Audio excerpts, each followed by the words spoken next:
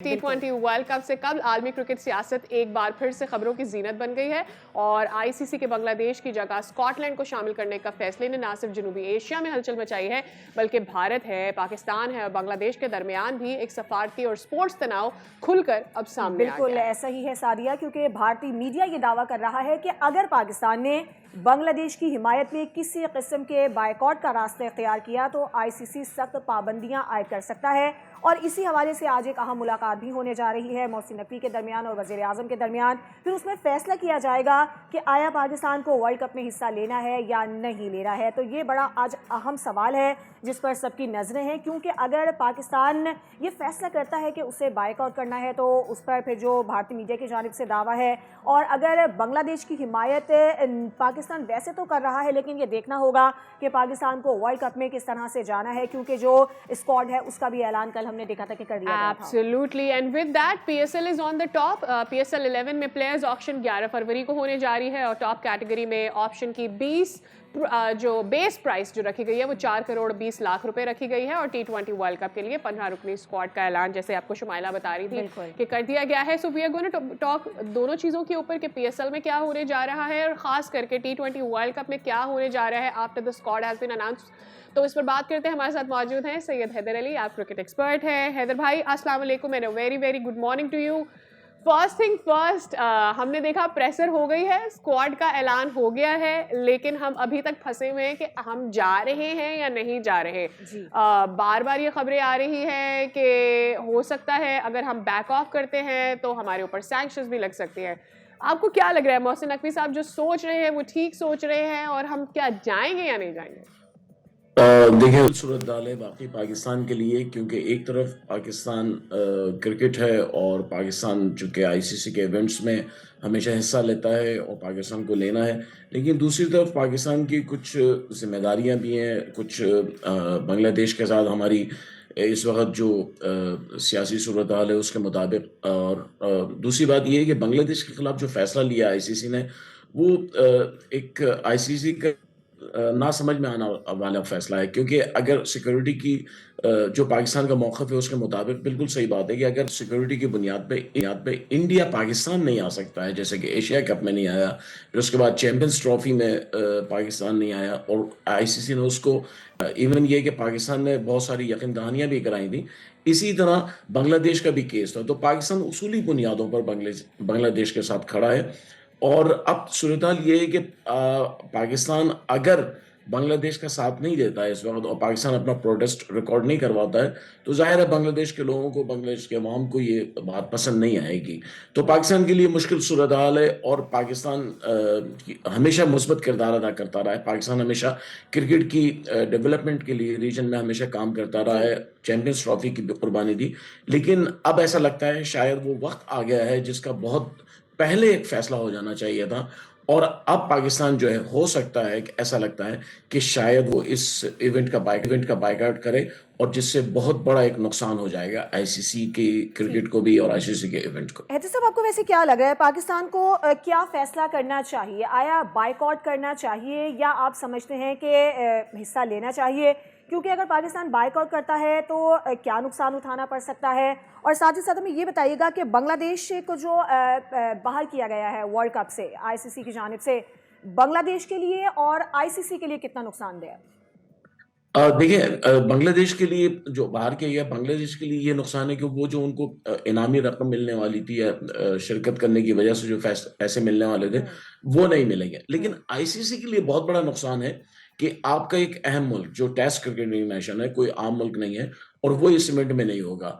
25-26 करोड़ आवाम हैं बांग्लादेश के, या 30 करोड़ हैं जैसा कि कहा जाता है। तो वो जो व्यूअर्स हैं वो आप खो देंगे। पहला माशी नुकसान ये एक। जो दूसरी बात ये है कि रीजन में क्रिकेट का एक बड़ा एलिमेंट है और उसके न होने से क्रिकेट को बहुत सख्त धचका पहुंचेगा, क्योंकि इस वक्त क्रिकेट जो है सिर्फ एक खेल नहीं रहा है, बल्कि क्रिकेट जो है वो बहुत ज़्यादा पैसा कमाने का भी जरिया बन गया है। तो ज़ाहिर है उसका नुकसान ब्रॉडकास्टर्स को भी होगा, स्पॉन्सर्स को भी होगा। बहुत सारी ऐसी कंपनियां हैं जो बांग्लादेश में मार्केटिंग करना चाहती हैं, वो उनको नुकसान होगा। तो मैं समझता हूँ इससे बांग्लादेश को इतना ज़्यादा नुकसान नहीं होगा जितना आईसीसी को नुकसान होगा। और आईसीसी इस नुकसान को कवर करने के लिए फिर उसको बहुत जतन करने पड़ेंगे। ہو سکتا ہے کہ آئی سی سی اس ایونٹ کو نقصان زیادہ ایک ایونٹ شمار کرے. دوسری طرف یہ کہ پاکستان کو کیا نقصان ہوگا، تو میرے خیال سے پاکستان کو کوئی نقصان نہیں ہونے والا ہے. پاکستان کی اپنی ایک مسلمہ حیثیت ہے اور پاکستان کے بغیر کسی ایونٹ کا تصور نہیں کیا جا سکتا.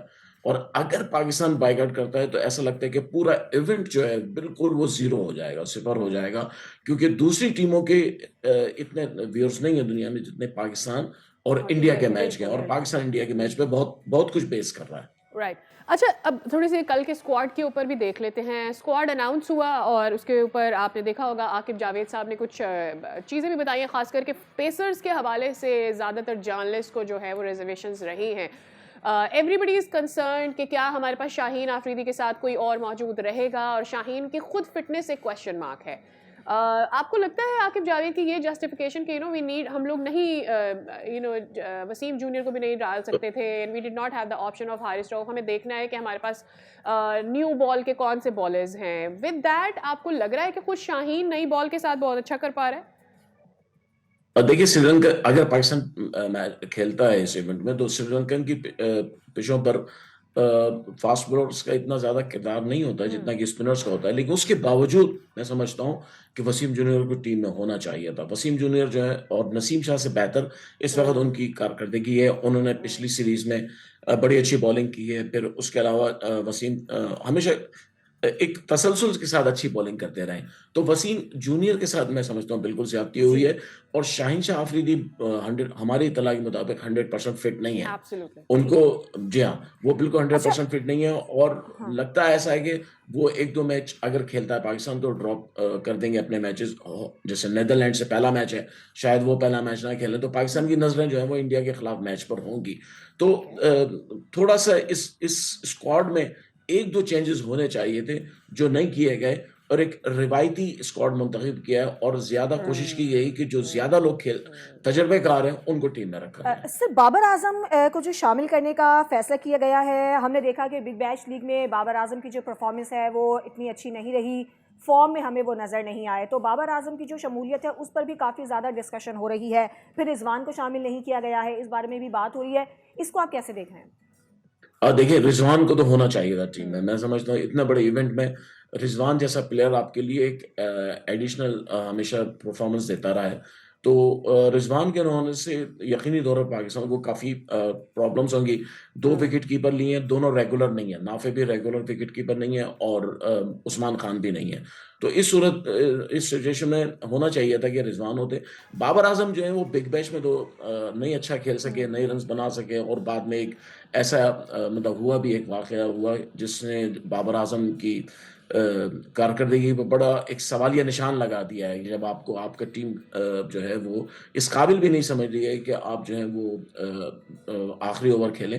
لیکن بہرحال اس کے باوجود میں سمجھتا ہوں بابر اعظم کا ٹیم میں ہونا ایک اچھی بات ہے، کیونکہ اگر بابر اعظم کو نکال دیتے ہیں پھر کس کو ٹیم میں رکھیں گے؟ حسن نواز کو آپ نے پہلے ہی آزما لیا، وہ نہیں چل سکے. اس کے بعد آپ کے پاس کوئی ایسا بیٹسمین نظر نہیں آتا. تو بابر اعظم میرے خیال سے مجبوری بن گئے تھے پاکستان کرکٹ ٹیم کی، اور پاکستان ٹیم مینجمنٹ شاید چاہتی ہے کہ بابر اعظم جو ہے کچھ رول پلے کریں. کیا رول ہوگا یہ ابھی جی یہ بتائیے گا کہ ہماری وکٹ کیپنگ کون کرنے جا رہے ہیں؟ یہ تھوڑا سا فنی بھی ہے. آپ کے پاس نافع بھی موجود ہے، آپ کے پاس عثمان خان بھی موجود ہے، آپ کے پاس صاحبزادہ فرحان بھی موجود ہے، آپ کا پروفیشنل رضوان آپ نے بٹھا دیا ہے، وہ آپ کے ساتھ نہیں ہوگا. Who are we going to go with? صاحبزادہ فرحان کی ہم نے کیپنگ دیکھی آلریڈی. جی نہیں، صاحبزادہ فرحان تو ایز اے کیپر نہیں ہے اس وقت پاکستان ٹیم کی گنتی میں، کیونکہ وہ اتنے اچھے کیپر نہیں ہے. لیکن عثمان خان میرے خیال سے پہلے ان کی چوائس ہوں گے. نافع جو ہے ان کا تجربہ نہیں ہے، اور نافع شاید بینچ پہ ہی بیٹھیں گے، اور بوقت ضرورت جب کوئی بیٹسمین کی ضرورت ہوگی ان کو کھلایا جائے گا. لیکن عثمان خان فرسٹ چوائس ہوں گے. لیکن مجھے عثمان خان کی کیپنگ پہ بھی کافی ریزرویشنز ہیں. ٹھیک ہے وہ مناسب وکٹ کیپر ہیں، کوئی بہت زبردست نہیں ہے، لیکن جو وکٹ کیپنگ محمد رضوان کرتے ہیں وہ نہیں کر سکتے. تو یہ ایک بڑا ڈس ایڈوانٹیج ہے پاکستان کے لیے کہ آپ بغیر ریگولر وکٹ کیپر کے کھیل رہے ہیں. اور عثمان خان کی بیٹنگ بھی جو ہے کوئی خاص نہیں ہے. ان کے لیے کل ایک 2-3 جملے کہے مائک ہیسن نے، مجھے میں حیران ہوں اس پہ. وہ کہہ رہے ہیں کہ جی بڑی اچھی کارکردگی دکھائی، حالانکہ انہوں نے کسی میچ میں ایک 50 نہیں کیا. 11 یا 12 اننگز میں ان کا سب سے ہائی اسکور 33 ہے. اس کے علاوہ 3 5 7 4 6 اس طرح ہے. تو ایک ایسا کھلاڑی جس کی کوئی ہیوی پرفارمنس نہیں ہے، اس کے باوجود اس کو رضوان پر ترجیح دینا یہ سمجھ میں نہیں آتا. اچھا حیدر صاحب، آسٹریلیا کے ساتھ اگر ہم دیکھیں پاکستان کے جو میچز ہوئے اس تناظر میں آپ کو جو یہ 15 رکنی اسکواڈ ہے بیلنس نظر آتا ہے؟ اس سے ہم نے کچھ سیکھنے کی کوشش کی ہے؟ دیکھیں آسٹریلیا کی خلاف جو سیریز میں اسکواڈ ہے اس میں سے 2-3 تبدیلیاں اس میں آپ دیکھ رہے ہیں. ایک تو لڑکے 2 کم ہو گئے، اس میں آپ نے 17 کا اسکواڈ اعلان کیا، یہاں 15 کا ہے. دوسری بات یہ کہ آسٹریلیا کے خلاف جو ہے وہ آپ اس طرح نہیں کھیلنے جا رہے ہیں جیسا کہ آپ شاید اس سے T20 ورلڈ کپ کے اسکواڈ کو کچھ فائدہ پہنچانا چاہتے ہیں. البتہ یہ ہے کہ وہ سارے لڑکے جو اس اسکواڈ میں ہیں T20 کے، وہ سارے آسٹریلیا کے خلاف ہیں، تو وہاں پہ شاید ان کو کچھ پریکٹس ملے، کچھ ٹریننگ ملے. لیکن ایک بڑا سوال یہ ہوگا اگر آج پاکستان کوئی اعلان ایسا کرتا ہے کہ T20 ورلڈ کپ میں نہیں جائے گا تو پھر آسٹریلیا کی سیریز جو ہے وہ بے معنی ہو جائے گی. اور مجھے ایسا لگتا ہے کہ اگر پاکستان نے T20 ورلڈ کپ کا بائیکاٹ کیا تو پھر آسٹریلیا اپنی وہ ٹیم نہیں بھیجے گا جو ورلڈ کپ کھیلنے جا رہی ہے. پھر وہ کوئی بالکل ہی ینگ جونیئر پلیئرز آئیں گے. رائٹ، ٹھیک ہے، بہت شکریہ حیدر صاحب. It was wonderful to have you on the show.